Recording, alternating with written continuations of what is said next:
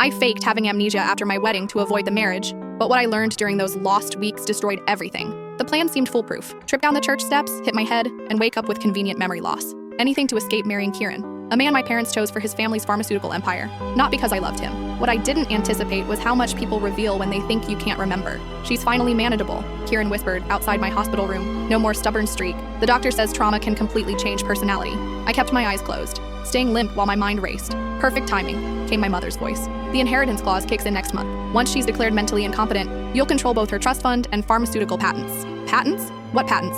I was a 22-year-old college dropout who'd never invented anything. For 3 weeks, I played confused bride while secretly investigating. During physical therapy, I snuck into offices and searched databases. What I discovered made me sick. My late grandfather hadn't just left money. He'd left ownership of 17 pharmaceutical patents worth over $40 million.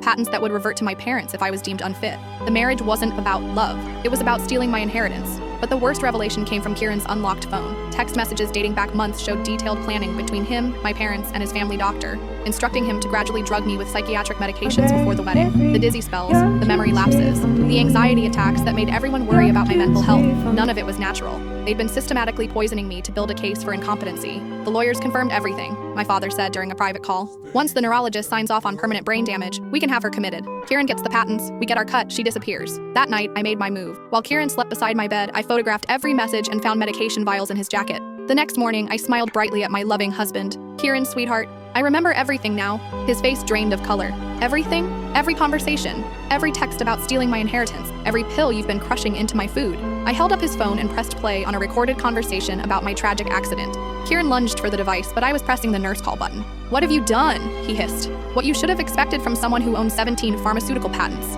I called the FBI yesterday." As security restrained my panicking husband, he screamed, "You can't prove the medications came from me." I pulled out the vials. "Your fingerprints are all over these. Plus, the hospital tested my blood." But as agents led him away, Kieran turned back with a chilling smile. "You think you've won? Check your grandfather's real will, the one your parents have been hiding." My heart stopped. "What are you talking about? There's a reason they were desperate to marry you before your 23rd birthday next month. The patents aren't the real treasure." I couldn't fit what happens next in this short video. Watch the rest down below.